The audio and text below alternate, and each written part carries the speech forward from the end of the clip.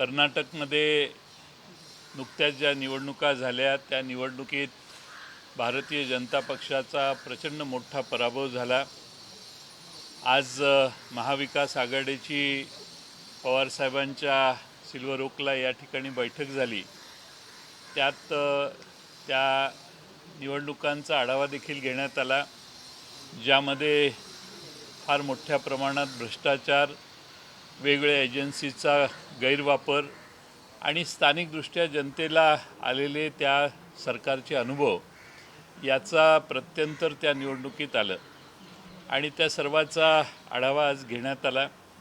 महाविकास आघाडी म्हणून नुकत्याच झालेल्या सुप्रीम कोर्टातील निकालाचा देखील तिन्ही पक्षाच्या प्रमुखांनी बसून जो सुप्रीम कोर्टाने निवाडा दिलेला आहे त्याची साधक बाधक चर्चा देखील आमच्या बैठकीत करण्यात आली।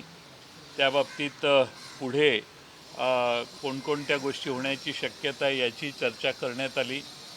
अध्यक्षांना आता जबाबदारी सुप्रीम कोर्टाने दिलेली आहे, या सगळ्याचा आढावा घेण्यात आला। महाविकास आघाडी म्हणून महाराष्ट्रातली महाविकास आघाडी एकसंघपणाने सध्या उन्हाळा प्रचंड मोठ्या प्रमाणात असल्यामुळं आम्ही महाविकास आघाडीच्या ज्या बैठका थोड्याशा प्रलंबित ठेवलेल्या आहेत त्या थोडासा उन्हाळा कमी झाल्यानंतर जून महिन्यात पाऊसमान बघून त्या दृष्टीने आम्ही पुढच्या सभा देखील सुरू करणार आहोत। जर पाऊसमान वाढलं तर मग काही ठिकाणी इंडोर घ्याव्या लागतील, पण सुरुवात मात्र आम्ही पुन्हा या महाविकास आघाडीच्या सभांची पाऊसमान आणि उन्हाळ्याची तीव्रता लक्षात घेऊन जे स्थगित केलेले ते थोड्या दिवसांनी त्याचाही विचार आम्ही करणार आहोत।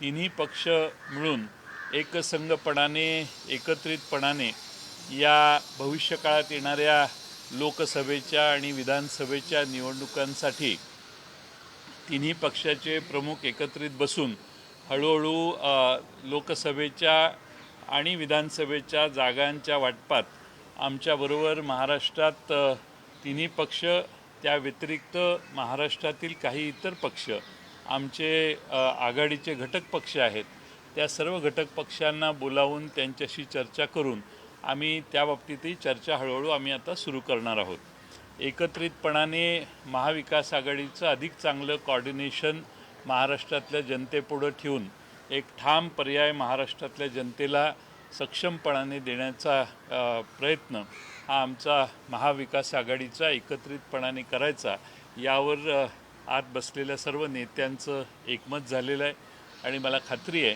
की महाविकास आघाडी कर्नाटकप्रमाणे महाराष्ट्रात देखील महाराष्ट्रातल्या जनतेच्या विश्वासास पात्र ठरून अधिक मोठ्या संख्येनं ताकदीनं महाविकास आघाडी पुढच्या काळात काम करेल। सर, हिंदी में बात करें। कर्नाटक में जो चुनाव हुआ उसके जो रिजल्ट्स है उसके बारे में हमारे महाविकास आघाड़ी के महाराष्ट्र के सारे नेता ने बैठ के आदरणीय पवार साहब के घर पे यहाँ चर्चा की। उसमें किन कारणों से कर्नाटक में भारतीय जनता पार्टी का इतना बड़ा पराभव हुआ, पराजित उस पार्टी को किया गया, उस जनता ने कांग्रेस के सभी उम्मीदवार जो चुन के आए उसकी बहुत तफसील से हमारी चर्चा हुई। वहाँ का भ्रष्टाचार, वहाँ के अलग अलग एजेंसियों का गैरवापर जो किया गया, वहाँ की जनता की हाल अपेष्टा, ये सारी चीज़ों का परिणाम इस चुनाव में आप सबको देखने को मिला।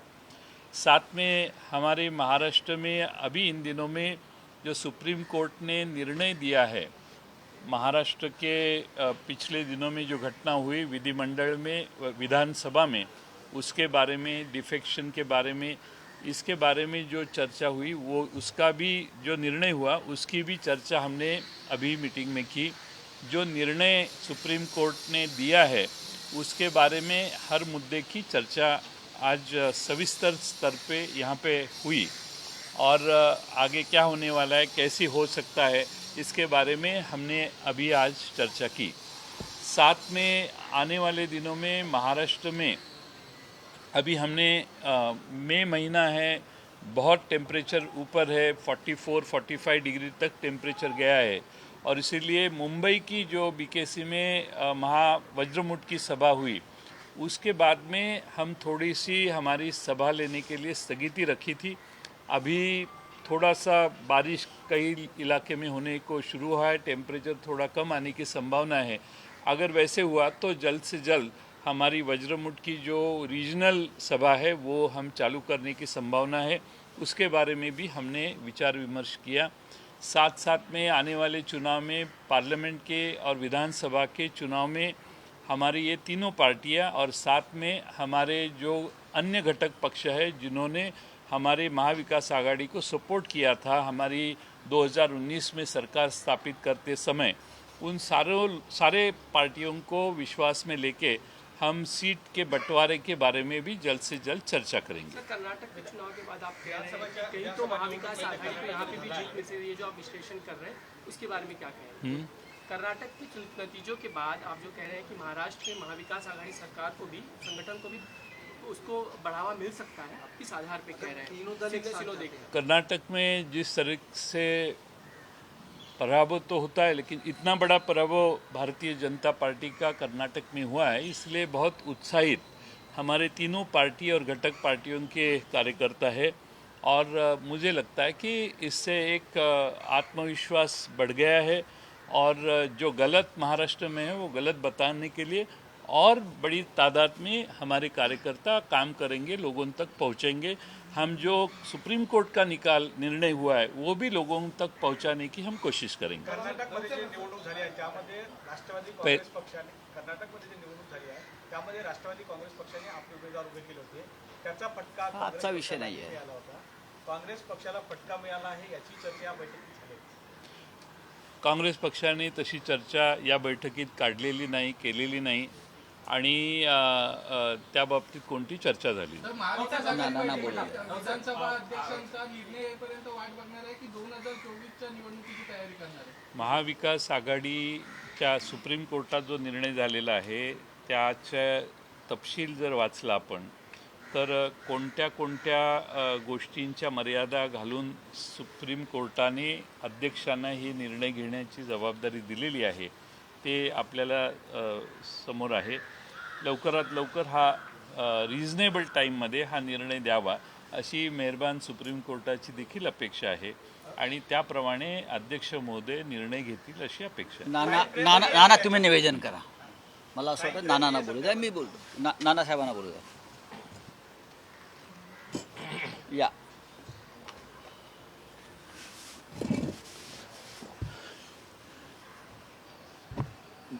दिल्लीचं झूठ आणि कर्नाटकाचं लूट या सगळ्या गोष्टीला कर्नाटकाच्या जनतेप्रमाणे देशातल्याही जनतेला ओळख झालेली आहे। कर्नाटकमध्ये जो विजय झालेला आहे त्या विजयाचं आपण चित्र पाहिलं तर त्या कर्नाटकच्या जनतेमध्ये जो राग BJPच्या विरोधातला होता, नरेंद्र मोदी आणि अमित शहाच्या विरोधात होता, तो त्या ठिकाणी स्पष्ट झालेला आहे। ज्याप्रमाणे कर्नाटकमध्ये भ्रष्टाचाराच्या आरोपामध्ये 40% तिथला पाठच झाला होता, तर महाराष्ट्रामध्ये एक शब्द अजून मोठा पाठ झालेला आहे, खोके। त्याच्यामुळे महाराष्ट्रातलं सरकार कर्नाटकापेक्षा भ्रष्टाचारी आहे आणि महाराष्ट्रामध्ये सुद्धा हे सरकार जनतेच्या पैशाला लुटायला बसलेलं आहे आणि हे महाराष्ट्राची जनतासुद्धा ओळखते आहे। आजच्या मीटिंगमध्ये जसं जयंत पाटील साहेबांनी सांगितलं त्याप्रमाणे की पुढच्या काळामध्ये महाराष्ट्रातून BJPचं हे जे आत्ताचं असंविधानिक सरकार आहे या सरकारचं पानिपत कसं करता येईल, दुसरं माननीय सुप्रीम कोर्टाने दिलेले निर्णय त्याच्यामध्ये माननीय विधानसभा अध्यक्षाला त्याच्यामध्ये काय बंधन टाकलेले आहेत ते पण आपल्या सगळ्यांच्या समोर आहे। त्या कालावधीत तो निर्णय लागलाच पाहिजे आणि त्या माध्यमातून महाराष्ट्रातलं हे असंविधानिक सरकार, कारण की आम्ही सातत्यानं सांगत होतो की ज्या दिवशी सरकार महाराष्ट्रात झालं त्यावेळेस हे सरकारच असंविधानिक आहे।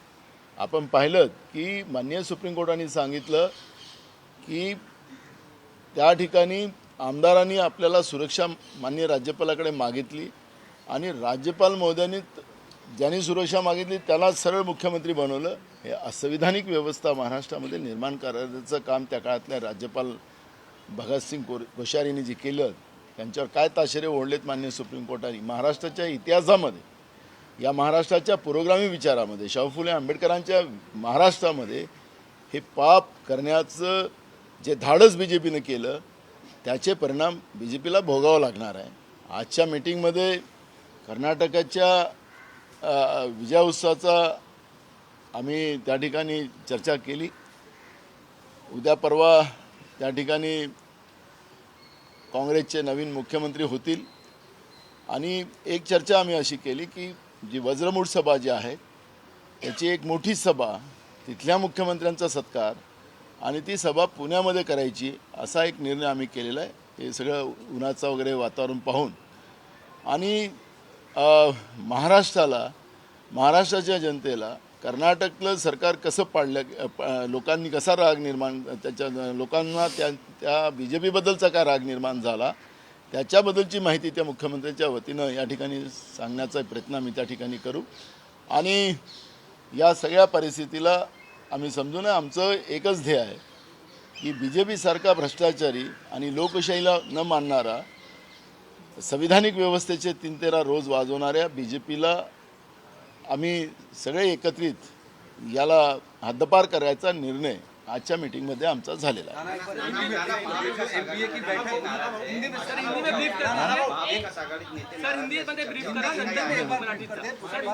नाराजी इकडे बघा, नाराजी जो भाग आहे एक नाराजी कुठंच नाही आहे.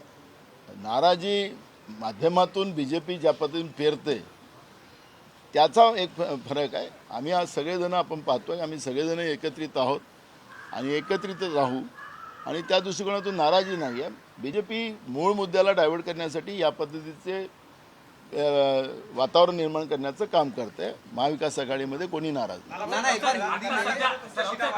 आता सध्या सर्वाधिक अडचणीत सुप्रीम कोर्टाच्या निकालानंतर सर्वाधिक अडचणीत खरं तर उद्धव ठाकरे गट आहे, शिवसेना आहे. या सगळ्या पार्श्वभूमीवर महाविकास आघाडीच्या या बैठकीमध्ये अर्थात पक्ष नाहीये, पक्ष चिन्ह नाहीये, जर अध्यक्षांनी काही वेगळा निर्णय घेतला, एक लक्षात घ्या, आपण सुप्रीम कोर्टाचं वर्डिक्ट पूर्ण समजलं नाही.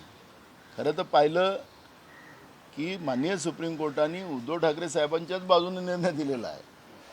पक्ष हा मोठा असतो, आमदार खासदार मोठे नसतात आणि आयाराम गैरामला काहीच महत्त्व नसतं या लोकशाहीमध्ये आणि पक्षापेक्षा कोणी मोठा नसतो. हे माननीय सुप्रीम कोर्टाने त्याला शिक्कामोर्तब केलेला आहे. त्यामुळे उद्धव ठाकरे साहेबांच्या विरोधात हा निर्णय नाही आहे, हा चुकीचा समज केला जातो आहे. थोड्या दिवसाचा जीव वाचलेला आहे, ऑक्सिजनमध्ये आहे, त्याला तुम्ही म्हणलं की नाही मिळालं असेल असं तुमचं मत असेल तर त्याला आमचा नाईलाज आहे. तुम्ही एकदा माननीय सुप्रीम कोर्टाचे सगळे निर्णय वाचून घ्या. माननीय सुप्रीम कोर्टाने प्रॉपरली त्या ठिकाणी पक्षापेक्षा कोणी मोठा नाही अशा पद्धतीची भूमिका मांडलेली आहे आणि त्याच्यामध्ये उद्धव ठाकरे साहेबांचाच विजय होणार हे तुम्हाला मी आत्तापासून सांगतो. एक मिनट, इसका हिंदी होऊन जाए, मग तुम्ही बोला. ये बैठक थी और जो तीनों पार्टियों का पिछले 1.5 महीने से अलग अलग नेताओं के बयान आ रहे थे अनबन की, क्या वो अनबन इस बैठक के बाद खत्म हो गई है क्या, और बैठक में क्या चर्चा हुई? हमारी कोई अनबन नहीं है. देखो संजय राउत साहब और हम आजू बाजू देखो मैं उसके ऊपर बात करता हूँ. तो आप नाना साहब ने बात किया है, जयंत राव ने बात किया है, हम तीनों एक साथ बैठे हैं.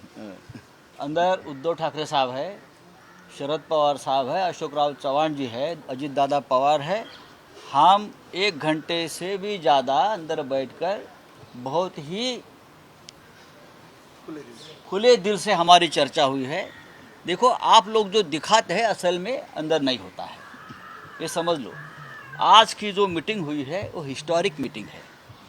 कर्नाटक चुनाव के जो नतीजे आए हैं उस जो नतीजे हैं उसमें कांग्रेस पार्टी, सिर्फ कांग्रेस पार्टी नहीं जीती है, पूरे देश का अपोजिशन जीता है, पूरे देश का गठबंधन जीता है और कांग्रेस पार्टी के विजय से पूरे देश को एक ऊर्जा मिली है. उसमें महाराष्ट्र भी है.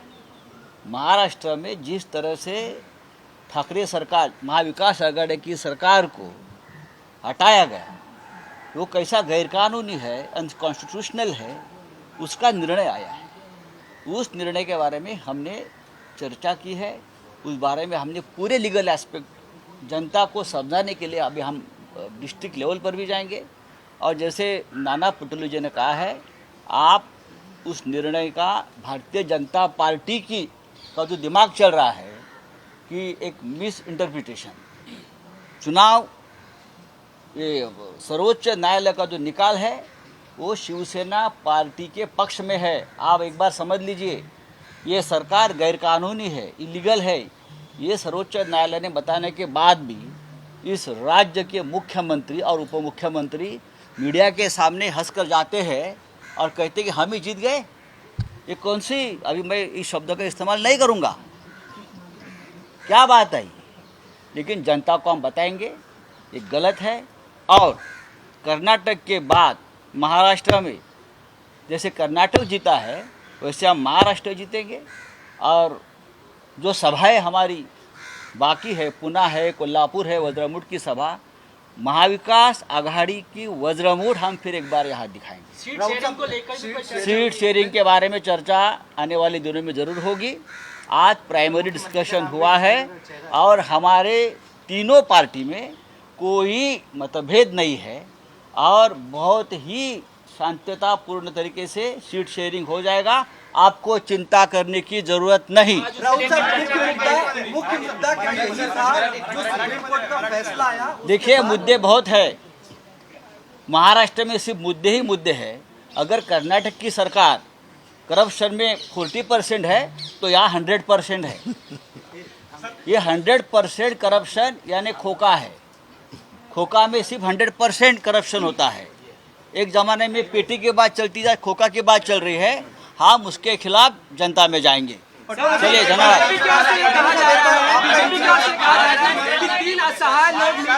देखिए, हम मजबूत लोग हैं। असहाय लोग दो बैठे हैं, एक मुख्यमंत्री, एक उप मुख्यमंत्री। उनके जैसे असहाय लोग हमने जिंदगी में इस महाराष्ट्र के राजनीति में नहीं देखे हैं। एक जो मुख्यमंत्री है वो डिप्टी सीएम के पास देखता है और डिप्टी सीएम दिल्ली की तरफ देखता है। इतने असहाय लोग हमने देखे नहीं है। चलिए, थैंक यू।